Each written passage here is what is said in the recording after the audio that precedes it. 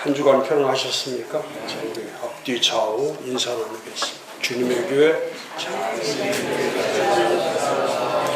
오늘은 지난주에 안 오셨던 분들이 많이 오시고 또 지난주에 오셨던 분들은 또 쉬시고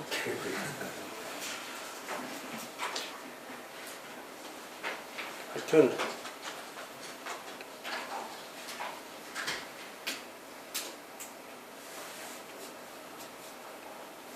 오늘부터 제가 중요한 강의라고 지난주에 말씀드렸죠.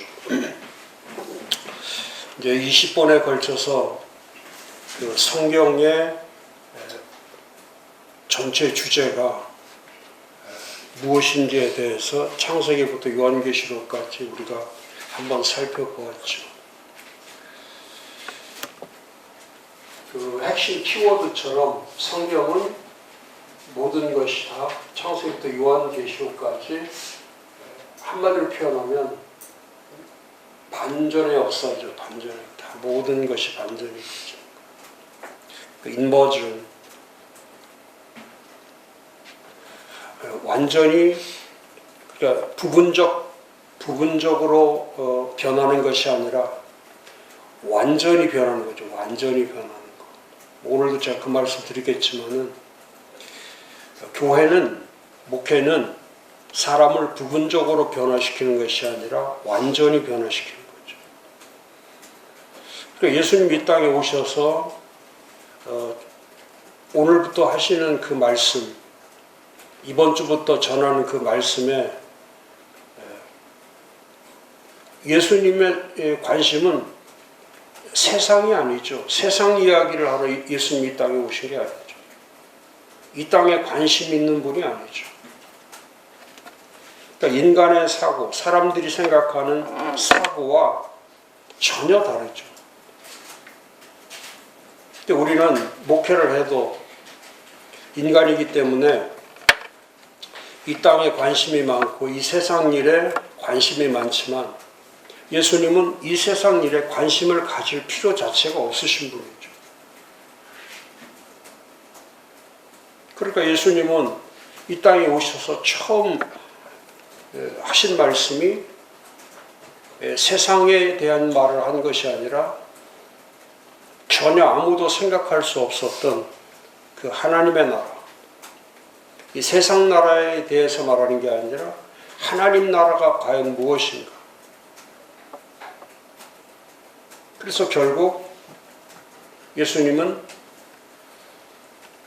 하나님 나라가 어떤 나라인가, 하나님 나라는 어떤 의미로 가지고 있는가, 하나님의 나라의 가치는 무엇인가, 이런 공간적인 것이나 물리적인 것이나 인위적 개념의 어떤 정치적 개념의 하나님 나라가 아니고 그 제자들이 원했던 거, 또 유대인들이 원했던 거, 또 이 세상의 예수 추종자들이 원하는 거는 전부 다 인위적이고 공간적이고 물리적이고 정치적인 의미에서의 나라를 생각했지만은 예수님은 전혀 인간의 생각과 전혀 다른, 그러니까 메시지 자체가 다르기 때문에, 그러니까 그분의 메시지를 들으면 다르기 때문에 놀랄 수밖에 없는 거죠. 다르지 않으면 놀랄 필요가 하나도 없죠. 우리 목사님들이 설교를 해도 성도들이 놀라지 않는 이유는 뭐냐면 전혀 우리의 생각과 다르지 않기 때문에 놀라지 않는 거죠. 어떻게 목사님들이 하는 말씀이 자기들이 생각하는 말씀과 똑같고 목사님이 하는 기도가 자기들이 하는 기도와 똑같고 목사님의 관심사가 자기들과 관심사가 같은데 놀랄 필요는 아무것도 없죠. 그런데 예수님을 따라다니는 사람들이 말씀이 끝날 때마다 놀라고 무서워하고 두려워했던 이유는 왜 다 놀라고 왜 무서워하고 왜 두려워합니까? 사람들과 전혀 다 같지 않고 다르기 때문에. 그러니까 그분의 말씀 자체도 반전이지만 그분의 말씀을 들으면 모든 게 다 각성되는 거죠. 이 각성된다는 것은 의식이 바뀌는 거예요. 그러니까 부분적 변화가 아니라 완전한 변화가 이루어지고 그게 반전이에요. 성경이라는 것은 구약의 대표적인 구약의 모델은 하나밖에 없죠. 인간이라고 하는 절망. 그러니까 인간이 하는 일은 아담부터 시작해서 구약이 끝나는 시간까지 인간이 보여준 것은 절망밖에 없죠. 근데 지금도 마찬가지예요. 지금도 예수가 오기 전까지의 이 세상의 모습은 지금도 만일 예수가 이 땅에 오시지 않았다면 지금 우리는 살아가는 삶 자체가 절망의 삶을 살 수밖에 없는 거죠. 그런데 예수가 이 땅에 오심으로 해서 절망은 사라지고 희망이라고 하는 정말 대반전과 대각성이 일어났던 것이 뭐냐면 예수가 이 땅에 온 사건이죠.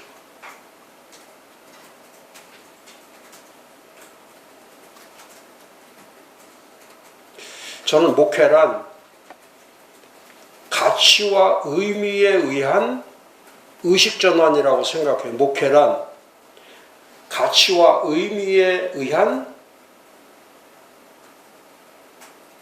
의식변화.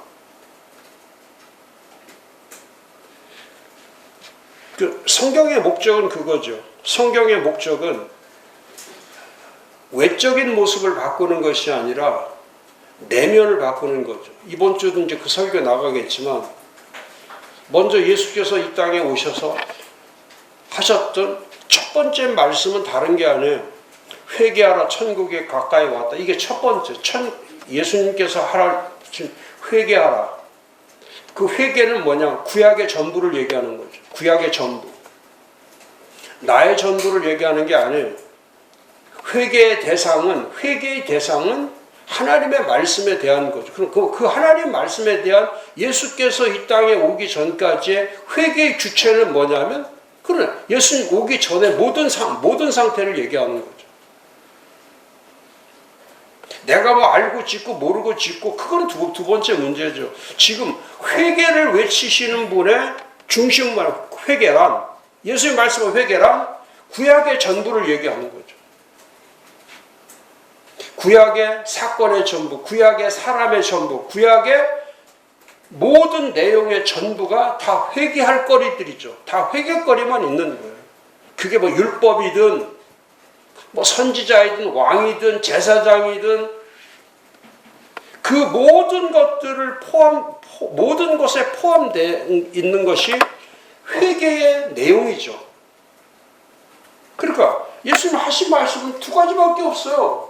회개하라고 하는 이게 구약의 모든 것의 총칭이죠. 천국이라고 하는 이거는 신약의 모든 것의 총칭이에요. 그럼 예수님 말씀은 회개와 천국밖에 없는 거예요.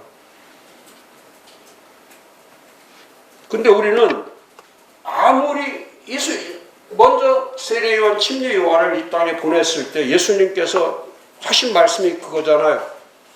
이 세상에서는 세례요한이나 침례요한이 큰 것처럼 보인다. 왜? 이 세상의 가치로는 세례요한처럼 침례요한처럼 위대한 사람이 누가 있어요. 그러나 하나님 나라에서는 이게 바뀌는 거예요. 하나님의 나라에서는 세례요한, 침례요한은 아주 작은 것에 불과하고 너희들이 큰 거다. 뭐에서? 그런 인위적이고 물리적이고 공간적이고 정치적이고 인간적 차원에서의 의미를 말하는 게 아니라 하나님 나라의 의미라는 자체는 이미 가치에 대한 예수님 말씀하신 게 그거죠. 하나님 나라는 가치의 변화다. 하나님 나라는 그럼 그 가치의 변화라는 게 뭡니까? 비교와 대상이 없다는 거예요. 우리하고 세례 요한, 침례 요한과 어떻게 비교 대상이 됩니까? 이건 반전 비교죠. 제가 설교에다 넣어놨어요. 예수님이 세례 요한과 침례 요한을 우리와 비교해서 쓰는 방법은 이건 도저히 그보다 더 큰 이가 어디 있습니까? 예수께서 이 땅에 오실 길을 예비하고 준비하고 그런 분과 우리가 어떻게 비교 대상이 됩니까? 그러나 천국은 가능하다는 거야. 천국이라고 하면 여기는 세상이니까. 세상에서는 그보다 큰 자가 없죠. 그러나 하나님의 나라는 가치에 의하면 위치보다, 그렇죠. 지금 우리가 보고 싶은 거는 위치를 보는 거고 예수님이 보여주시는 거는 가치를 보여주는 거예요.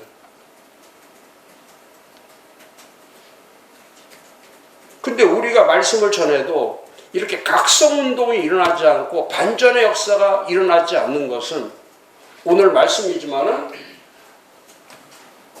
레볼루션, 인간 혁명, 휴먼 레볼루션, 진정한 혁명이 그 성경이 목적하는 게 그거죠.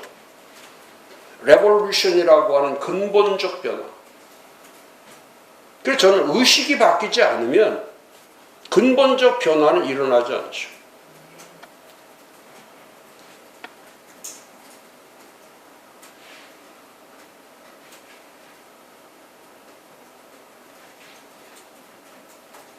요즘 일어나고 있는 세상 일도 마찬가지고 한국 교회도 마찬가지고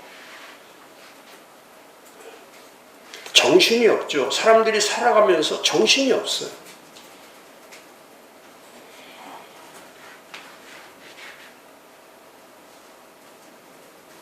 그러니까 그 삶의 목적이 무엇인지를,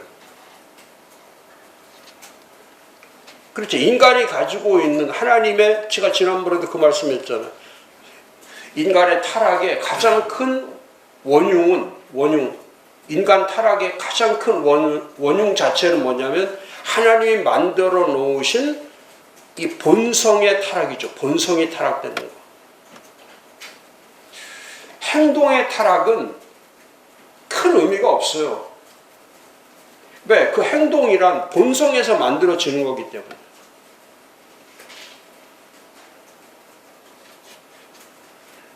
그러니까 예수님께서 이 땅에 오셔서 말씀하실 때 뭐 대단한 걸 우리한테 요구한 적이 없죠. 대단한 걸 요구하지 않아요. 너 생명 바쳐라, 그거 요구하지 않아요. 진짜 그분이 요구하시는 것은 다 적은 것들이, 다 우리가 생각할 때 별거 아닌 것. 그러니까 인간 혁명에서 제일 큰 저는 혁명이 요한복음 12장 24절이라고 생각하는데, 내가 진실로 진실로 너에게 이르노니 한 알의 밀이 땅에 떨어져 죽지 아니하면 한 알 그대로 있고 죽으면 많은 열매를 맺느니라.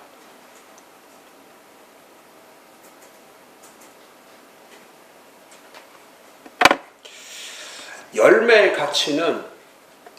가치는 심는 데 있는 게 아니라, 열매의 가치는 심는 데 있는 게 아니라 열매의 가치는 생명에 있다는 거죠. 하나님 나라도 마찬가지예요. 하나님의 나라는 생명의 나라죠. 그러나 이 세상은 없는 게 있죠. 생명이라는 게 없죠. 이 세상은 모두가 다 죽어요. 시간이 지나면 사람만 그런 거예요. 자연도 모든 게 다 죽어. 이 세상은 생명이 없죠. 그런데 하나님의 나라는 영원한 생명만 있는, 죽음이 없는, 그러니까 이 세상과 전혀 다른 가치, 이 세상과 전혀 다른 의미, 이 세상에서 찾아볼 수 없는 그런 유일한 가치로 되어 있는 것이 천국이죠. 그러니까 예수님이 말씀하실 때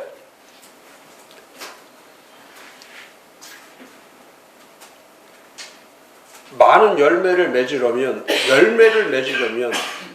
이게 생명의 풍성함을 얘기하는 거예요. 우리가 생각하는 이런 과일을 맺는 그런 열매의 개념이 아니고 요한복음 10장 10절에 말씀하신 그 말씀이죠. 생명을 주시고 그 생명의 풍성함, 그 생명의 풍성함이란 그건 하나님의 누림을 얘기하는 거죠. 하나님이 누리시는 그 생명력. 이 세상에서 지배를 받는 것이 아니라 그 둘 중에 하나예요.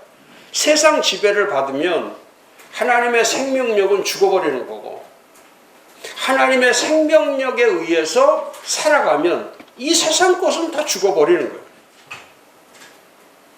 그때 둘 다를 얻을 수 없죠. 세상도 얻고 하나님 나라도 얻는다는 건 불가능하죠.